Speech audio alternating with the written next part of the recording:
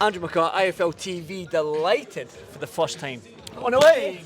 That's staying in. Don't worry, we've got safe hands. That's staying in. I'm never not my own camera, that's my money maker. Morning, McCann, this is my first interview with you. Yeah.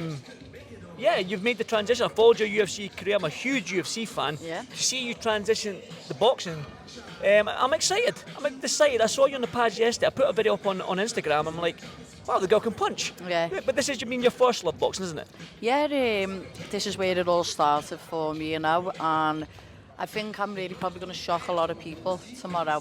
In MMA, sometimes being unorganised or looking unorganised or quite rough around the edges, the purest boxer wouldn't like that or understand that, but sometimes effective striking isn't always a textbook A to B shot, and that's kind of what MMA was. But coming to to boxing, it's a lot more technical. It can be a lot more cleaner and crisp, and I really felt like I was at home. I think you could see it was like a bit like Christmas Day for me. I was just buzzing to be in this atmosphere, in the MATCHROOM banner, and just in Belfast. Talking about why then, obviously UFC, you've done wonderful things in the MMA world. Why make that transition into boxing? Is it just because you felt like, I don't know, it was your first love, and before you retire out of the fight game entirely, you want to give it one crack to see if you become a world champion? Is that the reason why you chose it? Yeah, that was always it, but I was just really honest with myself. I changed weight categories to become a world champion because the gears were too heavy. It's £10 every difference in MMA. And I lost, do you know what I mean? And I just thought, I'm not wasting my time and anyone else's and just fighting for money if I don't feel like I'll touch the belt. And I just thought the sport deserved that. There's no point just doing it just for a payday or just to be there and thereabouts. And it's like, I think athletes can be honest with that and the reality and accept, like, it's okay, right? I was good. I wasn't great, do you know what I mean? I gave it the best shot of my life and I managed to win a world title in the sport, which is unbelievable, but I could break top 15, but I couldn't get past that. I am a boxer who was doing MMA, do you know what I mean? And I had an 8-fight deal, so that's why I was there for a little bit longer, but I had 3 or 4 fights left, and Dana just said, was your heart still in it then? When 100%, but that last one, when I lost, I just knew my time. An MMA fight camp is so hard, and when you're training with like lads and you're getting kicked and you're getting taken down, it's really hard. And my heart just broke my heart, do you know what I mean? But I thought, go out with grace and dignity and to give the sport the respect it deserves. And why can't you go? Why do you have to fight against it? You don't have to. The fight's never gone within me, do you know what I mean? But I've just moved to something that I'm actually more suited to.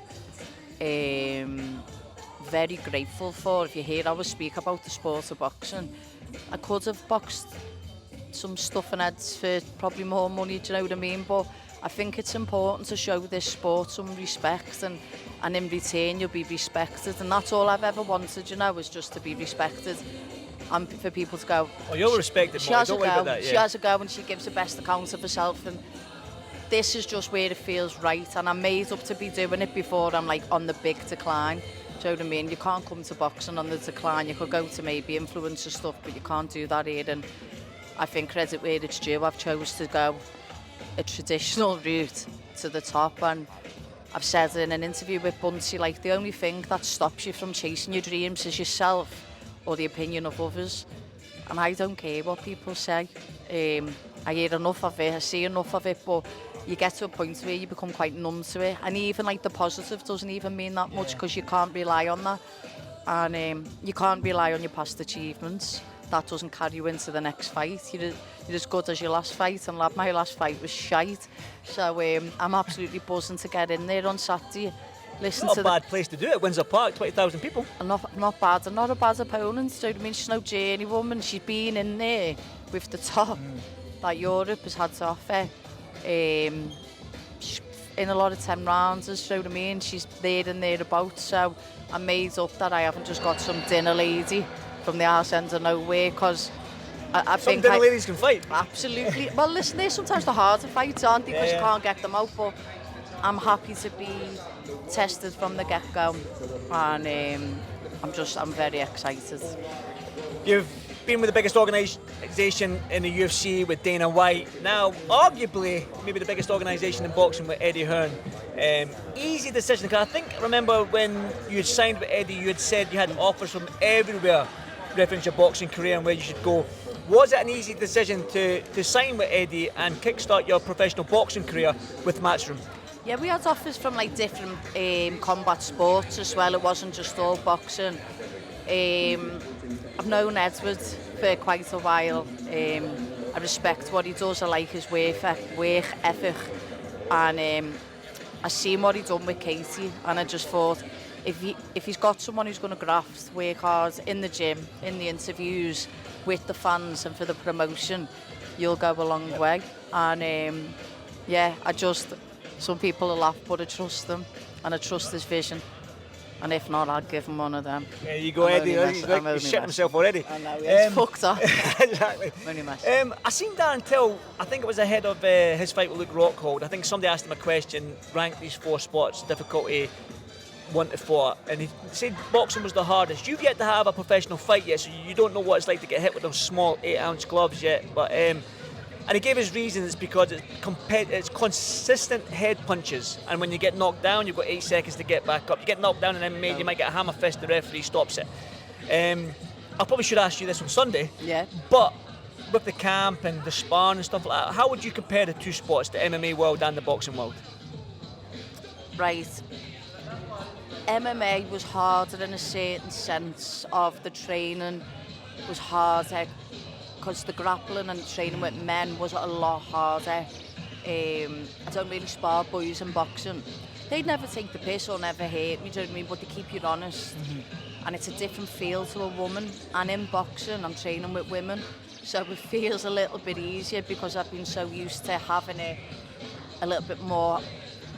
It's like grueling, do you know what I mean?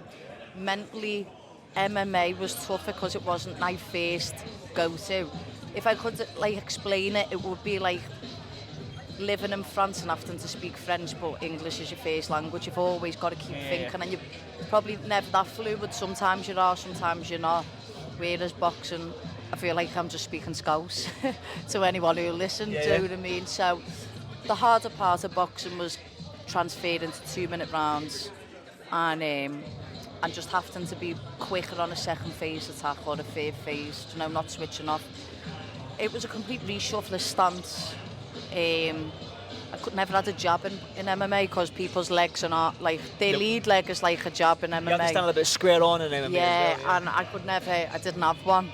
And now, 3 months I've trained boxing and I've got a jab. Do you know what I mean? How good is the jab though? Is it like a piston? I've got different ones, lads.